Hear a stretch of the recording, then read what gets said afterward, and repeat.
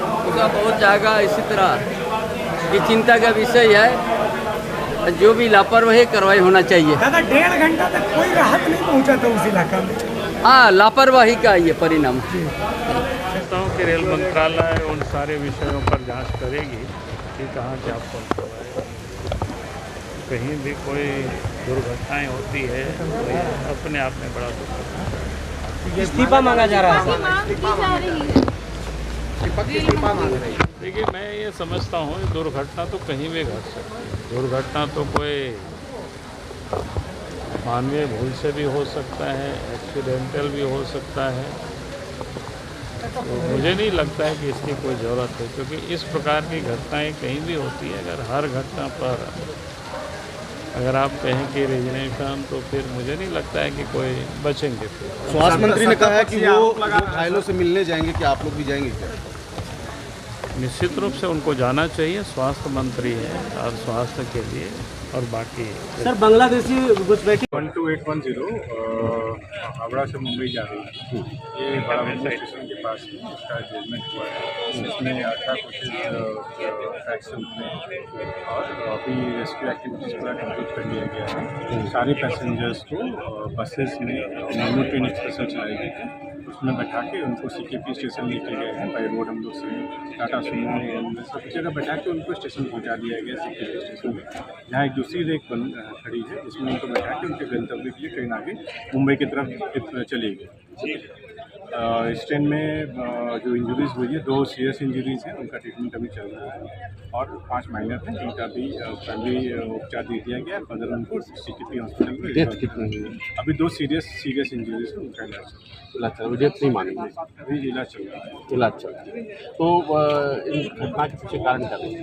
देखिए, अभी इंक्वायरी हो तो डिटेल में आएगा, एक एक चीज़ इसमें निकाला जाए, क्यों हुआ, कैसे हुआ, सारा डिटेल्स जैसा रिपोर्ट आएगा हम लोग से। जो 2 लोग मेजर घायल हैं, उनका कुछ नाम बता सकते हैं? अभी डिटेल अभी हम लोग नहीं, अभी पहले उनको ठीक करने की कोशिश किया जा रहा है, उसके बाद बहुत की आत्मा की शांति की कामना भी उन्होंने की है और उनको सहायता स्वरूप 2 लाख रुपए तत्काल मुख्यमंत्री राहत कोष से दिए जाएंगे और जो गंभीर रूप से घायल लोग हैं उनको 50,000 रुपये निश्चित रूप की डबल जाएगी। साथ ही साथ जो भी आवश्यक स्वास्थ्य सेवा में जो भी उनको इलाज संबंधी जरूरत है उसको भी फुलफिल किया जाएगा। और यदि केंद्र सरकार या रेल मंत्रालय को यदि झारखंड सरकार से इस विपदा की घड़ी में कोई उनके स्तर पर और भी कोई सहयोग की आवश्यकता होगी तो माननीय मुख्यमंत्री जी ने कहा है कि आप हमारे तरफ से ये उनको आश्वस्त करके आइए रेल मंत्रालय के।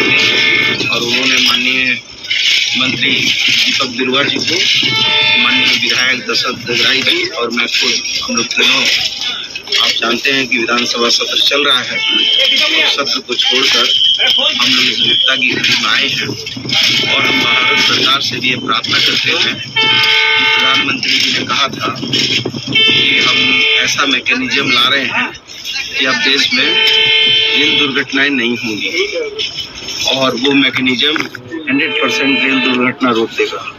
लेकिन लगता है लगातार देख रहे हैं कई जगह रेल दुर्घटनाएं हो रही हैं और जिस तरीके से ये रेल दुर्घटना हुई है, मैं समझता हूँ कि ये परमपिता परमेश्वर की कृपा है और बाबा भोलेनाथ का सावन है, उनकी असीम कृपा है जो इतनी बड़ी दुर्घटना में भी जो है बहुत बड़ा जो है काल के गाल में लोग नहीं समाये हैं। PR की सरकार और PR के मंत्री से आप इससे ज्यादा अपेक्षा नहीं कर सकते हैं। आप इंतजार कीजिए, अश्विनी वैष्णव जी का एक नया रील आपके सामने आएगा जब शायद वो बाइक पर बैठकर अगल बगल दिख रहे होंगे, लेकिन कवच का जोर शोर से प्रचार करने वाले रेल मंत्री कवच के मुद्दे पर एक शब्द नहीं बोलेंगे और हमारे ऑनरेबल PM साहब वो जरूरी मुद्दों पर बोलने के समय में चुप हो जाते हैं।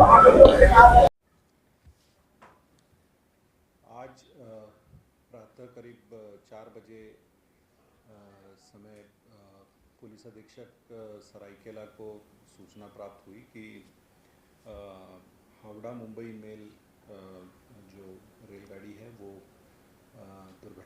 दुर्घटनाग्रस्त हुई है और आमदा ओपी थाना क्षेत्र में खरसावा प्रखंड के पोटोबेड़ा गांव के नज़दीक जो है गाड़ी की दुर्घटनाग्रस्त होने की आसूचना प्राप्त हुई थी। जैसे ही आसूचना प्राप्त हुई तत्काल जो आमदा ओपी प्रभारी दल बल के साथ में प्रस्थान किए और जहां ये घटना हुई थी वहां पर अविलंब वहां पे पहुंचे तथा प्रथम दृष्टया उसका जायज़ा लेने के पश्चात तत्काल जो है राहत का कार्य प्रारंभ किया गया। जैसे ही पुलिस मुख्यालय को और अन्य वरीय पदाधिकारियों की इसकी सूचना पुलिस अधीक्षक द्वारा दी गई, तत्काल राज्य स्तर से जो है राहत कार्य हेतु अतिरिक्त जो आवश्यकताएं पुलिस अधीक्षक द्वारा बताई गई थी उस संबंध में लगातार उनसे संपर्क में रहते हुए उन्हें सारा सपोर्ट और सारी जो आवश्यकताएं थी उनको पूरा किया गया। पुलिस अधीक्षक सरायकेला और अन्य वरीय प्रशासनिक पदाधिकारी भी तत्काल घटनास्थल पर पहुंचे और उनके द्वारा राहत का कार्य प्रारंभ किया गया और वहां के ग्रामीणों की मदद से और जो पुलिस पदाधिकारी कर्मी और जो प्रशासन के जो अन्य पदाधिकारी वहां पे थे उनके द्वारा इमीडिएटली जितने भी लोग जो घायल थे जो वहाँ पे इमीडिएटली उपलब्ध थे उन्हें वाहनों के माध्यम से प्राथमिक उपचार देते हुए ट्रीटमेंट हेतु भेजा गया। इसके साथ ही साथ वहाँ पर कोई विधि व्यवस्था की समस्या उत्पन्न नहीं हो और राहत कार्य को भी और मदद पहुँचाने के लिए अतिरिक्त बलों को विभिन्न जगहों पे पुलिस मुख्यालय के द्वारा रश कराया गया, जिसमें कि जमशेदपुर, चाईबासा, इसके अलावा जैप, IRB इत्यादि जगहों से भी, मुसाबनी इत्यादि जगहों से काफ़ी भारी संख्या में जो है बलों को वहाँ पर रश कराया गया और साथ ही साथ जो CRPF वहाँ पे सरायकेला ज़िला और चाईबासा ज़िला में प्रतिनियुक्त है उनसे भी संपर्क किया गया और उन्हें भी तत्काल घटनास्थल पर सहायता हेतु और सुरक्षा हेतु राज्य पुलिस जो को सहयोग करने हेतु जाने का अनुरोध किया गया और तत्काल CRPF के भी पदाधिकारी वहां पर पहुंचे और राहत कार्य प्रारंभ किए। अतिरिक्त रूप से जो उपलब्ध जो एम्बुलेंसेस थी और जो मेडिकल टीम्स थी, रेस्क्यू टीम्स थी, उन्हें वहां पर भेजा गया। साथ ही साथ सभी पुलिस अधीक्षक वहाँ पे जो खासकर चाईबासा, सरायकेला और जमशेदपुर के पुलिस अधीक्षकों के द्वारा जो चिकित्सा सुविधाएं उपलब्ध थी है उन सभी को तत्काल अलर्ट किया गया ताकि जो घायल है उनको त्वरित इलाज की सुविधा उपलब्ध हो सके। NDRF को भी रिक्विजिशन किया गया और घटनास्थल पर पुलिस अधीक्षक सरायकेला के अतिरिक्त पुलिस अधीक्षक चाईबासा, पुलिस अधीक्षक रेल जमशेदपुर, SDPO चक्रधरपुर, इन सभी को भेजा गया और वो अभी सभी पदाधिकारी वहाँ पर कैंप किए हुए हैं और इस पूरे जो रेस्क्यू ऑपरेशन है और जो राहत का कार्य का जो पूरा अभियान चल रहा है उसकी मॉनिटरिंग कर रहे हैं।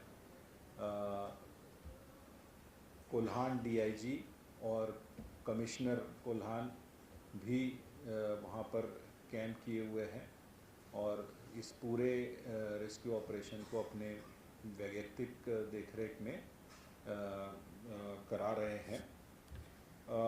अभी तक जो हमें